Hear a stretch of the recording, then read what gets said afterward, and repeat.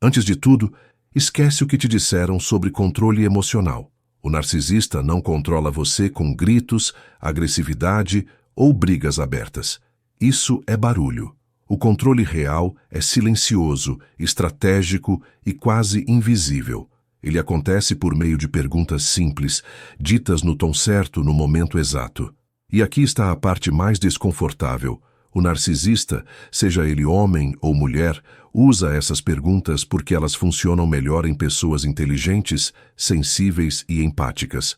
Se você já saiu de uma conversa se sentindo confuso, culpado ou errado, por sentir o que sentiu, isso não foi coincidência. E agora vem o alerta que pouca gente faz. Se você não reconhecer essas perguntas na hora em que elas aparecem, você continua sendo controlado mesmo achando que está no controle. O narcisismo não precisa mandar. Ele só precisa fazer você duvidar de si. Fica comigo até o final, porque quando você aprende a identificar essas perguntas, algo muda imediatamente. O jogo vira. O poder muda de lado. E o controle, que antes era invisível, simplesmente para de funcionar. Pergunta 1. Por que você está tão sensível? Essa pergunta parece simples, quase inocente, mas carrega uma lâmina escondida. No narcisismo, ela não vem por cuidado, vem para desqualificar. Surge logo depois de uma frieza calculada, de uma grosseria fora de tom ou de um sumiço conveniente. O recado é claro. O problema não foi a atitude, foi a reação. O narcisista planta a dúvida como quem deixa migalhas pelo caminho. E sem perceber, a pessoa começa a se perguntar se sentiu demais. É assim que o controle começa, num tom manso, quase educado. Com o tempo, essa pergunta vira um gatilho interno. Sempre que algo machuca, a pessoa se antecipa e se vigia. Será que eu estou exagerando? Será que eu sou sensível demais? O narcisismo adora esse tipo de confusão, porque ela paralisa. Enquanto a pessoa tenta ajustar o próprio termômetro emocional, o comportamento dele fica fora de pauta. É um jogo antigo, deslocar o foco. Em vez de olhar para o que foi feito, olha-se para como se sentiu, e o narcisista ganha espaço para mandar. Na prática, isso aparece em cenas comuns do dia a dia. Um comentário atravessado no jantar, um silêncio que dura dias, uma resposta seca no meio da conversa. Quando a pessoa reage, vem a pergunta pronta. A saída não é brigar, é nomear. Algo simples como, não é sensibilidade, é limite. Dizer isso em voz calma quebra o feitiço. Outra opção é devolver com clareza. O que me incomodou foi o que aconteceu, não o que eu senti. Pequenas frases, grandes efeitos. O mentor aqui observa um padrão. Quem vive sob narcisismo aprende a pedir desculpa por sentir. Isso não é maturidade, é condicionamento. Emoção não é defeito, é sinalizador. Quando alguém tenta invalidá-la, está tentando desligar o alarme para continuar fazendo barulho. A pessoa não precisa endurecer, precisa se respeitar. Sensibilidade não é fraqueza, é leitura fina da realidade. E quem tenta apagá-la sabe muito bem por quê. Pergunta 2. Você não confia em mim?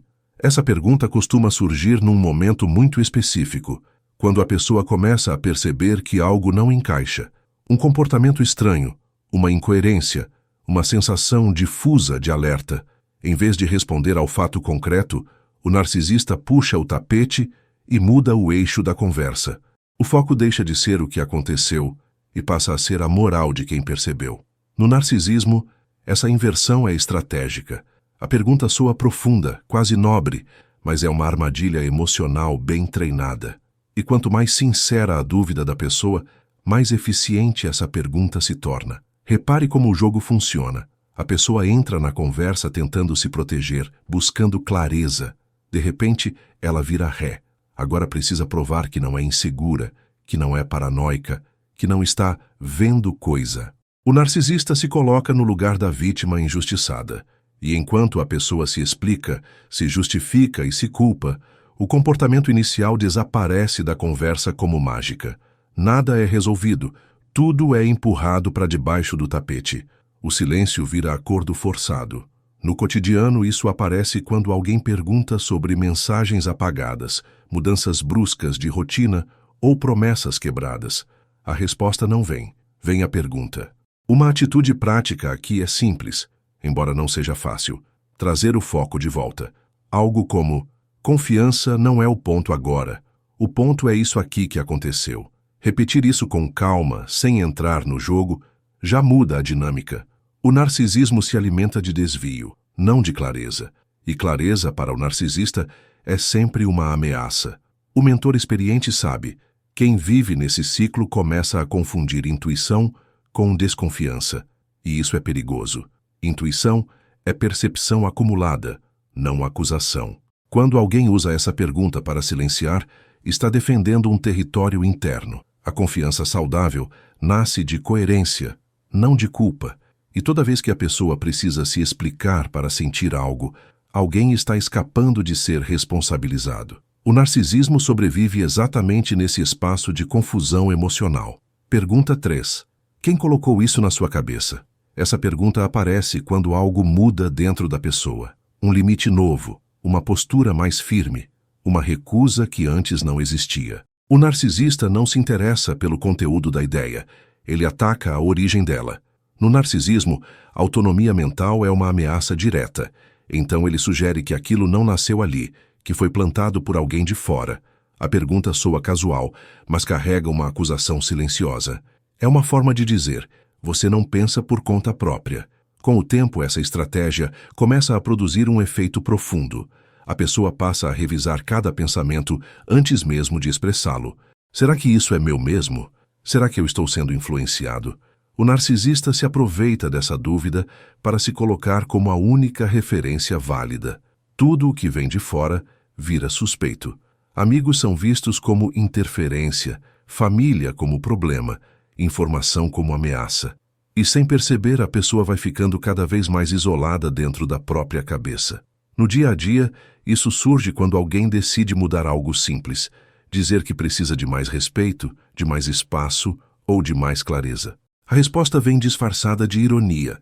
Quem foi que te falou isso, Lichou? Desde quando você pensa assim?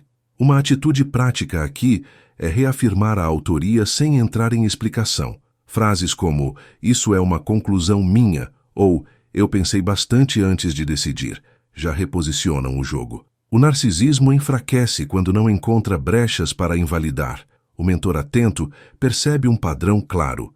O narcisista não precisa vencer a discussão, ele só precisa confundir a fonte da verdade. Quando a pessoa passa a duvidar do próprio pensamento, ela entrega poder. Pensar por si não é agressão, é maturidade emocional. E quem tenta cortar essa autonomia sabe que uma mente livre é impossível de controlar. Sustentar o próprio raciocínio, sem se justificar demais, é um dos primeiros passos para sair do alcance do narcisismo. Pergunta 4. Você sempre foi assim ou ficou assim agora? Essa pergunta entra em cena quando o narcisista percebe que a pessoa já não reage como antes. Há mais questionamento, menos tolerância, menos silêncio cúmplice. Em vez de olhar para o que mudou no relacionamento, ele cria uma narrativa sobre a personalidade da outra pessoa. No narcisismo, isso é uma manobra clássica, transformar um limite atual em um defeito antigo. A pergunta não busca entender, busca rotular. É uma tentativa de reescrever a história para não assumir responsabilidade. Com o tempo, essa fala começa a contaminar a memória emocional da pessoa. Ela passa a revisitar o próprio passado, procurando provas contra si mesma. Será que eu sempre fui difícil? Será que eu sou complicada? O narcisista se aproveita dessa confusão para se colocar como alguém paciente, quase heróico. Ele se pinta como quem suporta, aguenta, tolera. E a pessoa, sem perceber, assume o papel de problema crônico dentro da relação. No cotidiano, isso aparece quando a pessoa começa a dizer não, a discordar, a se posicionar. A resposta vem com ar de cansaço. Você mudou. Antes você não era assim. Uma atitude prática aqui é trazer o foco para o presente, sem entrar em defesa do passado. Algo como: hoje isso não funciona mais para mim. Ou, o que importa é como isso me afeta agora. O narcisismo perde força quando não consegue te prender em versões antigas de você mesmo. O mentor observa que ninguém muda do nada. Pessoas despertam quando algo machuca demais. Questionar não é defeito, é sinal de consciência. Quando alguém tenta usar o passado para invalidar um limite atual, está tentando congelar a outra pessoa, numa versão mais controlável. Crescimento incomoda quem se beneficia da estagnação. Sustentar quem você é hoje, sem pedir permissão, é um passo decisivo para sair da lógica do narcisismo. Se tudo isso que você está ouvindo faz sentido para você, talvez seja a hora de não passar por isso sozinho ou sozinha. O que eu deixei no primeiro comentário fixado é uma coleção completa, que continua exatamente esse conteúdo, ajudando a organizar tudo o que você viveu com o narcisismo. É um livro virtual. Você recebe na hora, direto no celular e no e-mail, e pode ler no seu ritmo. E se inscreve no canal, porque aqui você aprende a enxergar, se proteger e seguir em frente com mais clareza. Pergunta 5. Você quer brigar por isso mesmo? Essa pergunta surge quando a pessoa toca em algo que realmente importa. Um limite, um desconforto antigo, uma insatisfação que já não dá mais para engolir. O narcisista percebe o risco e muda a estratégia. Em vez de lidar com o conteúdo, ele ativa o medo da perda. No narcisismo, conflito não é visto como diálogo, é tratado como ameaça. A pergunta não busca evitar briga, busca impedir qualquer aprofundamento. Ela encerra a conversa antes mesmo dela começar. Com o tempo, essa dinâmica vai treinando a pessoa a se calar. Ela começa a pensar 2 vezes antes de falar, 3 antes de insistir. O narcisista cria a ideia de que qualquer conversa difícil pode estragar tudo, e assim, problemas reais vão sendo empurrados para baixo do tapete emocional. A paz passa a significar ausência de questionamento, e a pessoa aprende, quase sem perceber, que manter o vínculo exige abrir mão da própria voz. No cotidiano, isso aparece em situações comuns. Um comentário que machuca, uma promessa quebrada, uma falta de consideração recorrente. Quando a pessoa tenta falar, vem a pergunta que paralisa. Uma atitude prática aqui é separar conflito de conversa. Algo como, não quero brigar, quero resolver. Ou ainda, falar sobre isso é cuidar da relação. Frases simples, ditas com firmeza e calma, ajudam a quebrar o medo associado ao diálogo. O narcisismo perde força quando a conversa não é interrompida. O mentor atento sabe que relações maduras suportam desconforto temporário para evitar feridas permanentes. O narcisismo, ao contrário, depende do silêncio para continuar igual. Quando alguém começa a engolir tudo para manter a paz, essa paz já não é real. Brigar não é falar e falar não é destruir. Quem usa essa pergunta com frequência não teme a briga, teme a perda de controle. E entender isso muda completamente a forma de se posicionar. Pergunta 6. Você acha normal agir desse jeito? Essa pergunta aparece quando o narcisista decide vestir o papel de juiz. Ele não quer compreender o que está acontecendo, quer corrigir o comportamento do outro. No narcisismo, normalidade vira arma. A pergunta carrega um julgamento silencioso, como se houvesse um padrão invisível que só ele conhece. Não é um convite à reflexão, é um aviso disfarçado. A mensagem implícita é clara. Você está fora do aceitável. Com o tempo, esse tipo de fala faz a pessoa começar a se observar em excesso. Cada gesto, cada reação, cada emoção passa por um filtro interno pesado. O narcisista se beneficia disso porque transforma a espontaneidade em cautela. A pessoa começa a se moldar para evitar aquele olhar crítico, aquela expressão de desaprovação, e sem perceber, vai se afastando de quem é para caber numa forma que nunca foi desenhada para ela. No cotidiano, isso surge quando alguém reage com tristeza, raiva ou frustração diante de algo legítimo. Em vez de acolhimento, vem o julgamento. Uma atitude prática aqui é devolver a responsabilidade sem agressividade. Algo como, isso é normal para mim. Ou, essa é a minha reação diante do que aconteceu. Não é preciso convencer, apenas afirmar. O narcisismo enfraquece quando não encontra abertura para corrigir o outro como se fosse um erro. O mentor experiente observa que quem define o que é normal geralmente quer definir o que é permitido. Emoções não precisam de autorização. Quando alguém começa a se moldar demais para não incomodar, perde contato com a própria verdade. Normal não é o que agrada ao outro, é o que é coerente com o que se sente. E quem tenta padronizar suas reações está, na prática, tentando administrar sua liberdade emocional. Pergunta 7. Você vai estragar tudo por causa disso? Essa pergunta surge quando o controle emocional fica explícito. O narcisista já percebeu que a pessoa está mais consciente, mais firme, e então ele eleva o custo de qualquer posicionamento. No narcisismo, limites viram ameaças. A pergunta transforma uma necessidade legítima em sabotagem do relacionamento. O recado oculto é pesado. Se você continuar, a culpa será sua. Não é diálogo, é chantagem emocional bem ensaiada, usada para frear qualquer movimento de autonomia. Com o tempo, essa fala cria um reflexo automático.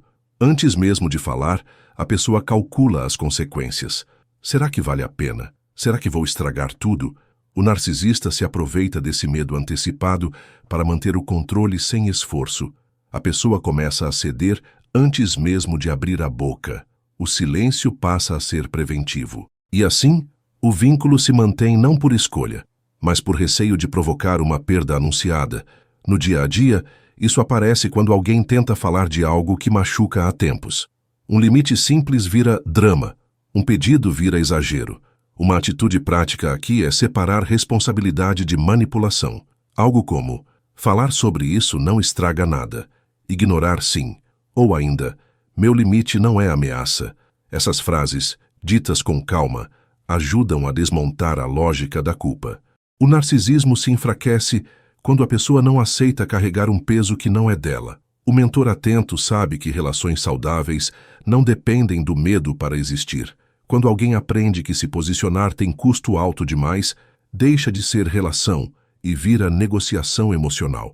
Estragar tudo não é falar, é se apagar aos poucos. Quem usa essa pergunta quer preservar o controle, não o vínculo. E perceber isso dá à pessoa a chance de escolher, continuar cedendo ou começar a se respeitar, mesmo que isso cause desconforto. Pergunta 8. Você não percebe o quanto eu faço por você? Essa pergunta fecha o ciclo com uma camada pesada de culpa e dívida emocional. O narcisista não responde à dor apresentada, ele soma créditos. Gestos antigos, favores pontuais e momentos bons são colocados na mesa como moeda de troca. No narcisismo, o passado vira argumento para invalidar o presente. A pergunta não busca reconhecimento genuíno, busca silenciamento. O recado implícito é, depois de tudo que eu fiz, você não tem direito de reclamar agora. Com o tempo, essa estratégia faz a pessoa se sentir ingrata por sentir dor. Ela passa a minimizar o próprio sofrimento para não parecer injusta. O narcisista constrói a imagem de alguém que dá demais e recebe ingratidão em troca. E a pessoa começa a carregar um peso que não é dela. A relação deixa de ser troca e vira contabilidade emocional. Tudo precisa ser pago com silêncio, tolerância e compreensão excessiva.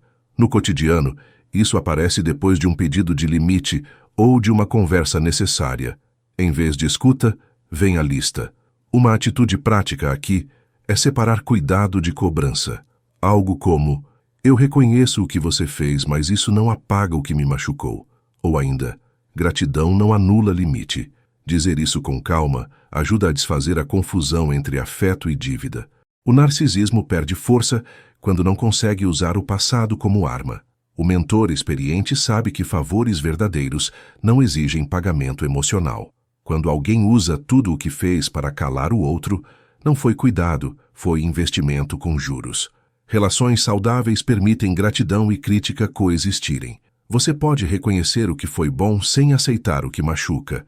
E quando a culpa deixa de comandar, o controle se completa ao contrário. A pessoa recupera a própria autonomia emocional. Se isso fez sentido para você, comenta algo simples aqui embaixo. Pode ser só, isso fez sentido para mim. Ou, eu precisava ouvir isso. Quando alguém chega até aqui, não é por acaso, é porque algo tocou fundo. E se você se reconheceu nesse vídeo, deixa eu te dizer com clareza e respeito. Você não é fraco, não é exagerado e não perdeu a razão. Você apenas ficou tempo demais dentro de um jogo emocional invisível. O narcisismo faz isso. Ele confunde, desgasta e machuca em silêncio. A dor que você sente é real e o que você viveu tem explicação. Por isso chega um momento em que tentar organizar tudo sozinho ou sozinha só cansa mais. O que cura não é esquecer, é entender. Quando a confusão ganha nome, o peso diminui. E quando o peso diminui, o controle do narcisista começa a perder força. Clareza não é luxo, é proteção emocional. O que está disponível agora é uma coleção completa, pensada como continuidade natural desse vídeo. Um material que te ajuda a reconhecer os jogos mentais do narcisista e, ao mesmo tempo, reconstruir sua autoconfiança e sua identidade emocional. Um conteúdo conversa com o outro, porque quem saiu de uma relação assim precisa de visão e também de reconstrução. Nada ali é solto, tudo tem propósito. De forma bem simples. É um livro virtual. Você recebe direto no celular e no seu e-mail, sem esperar entrega física, e pode ler com calma, no seu ritmo, quando quiser. O acesso está no primeiro comentário fixado aqui embaixo, bem fácil de encontrar. Se inscreve no canal e ativa as notificações. Esse espaço existe para caminhar com você, com clareza e firmeza. Você não está sozinho ou sozinha nessa. Até o próximo vídeo.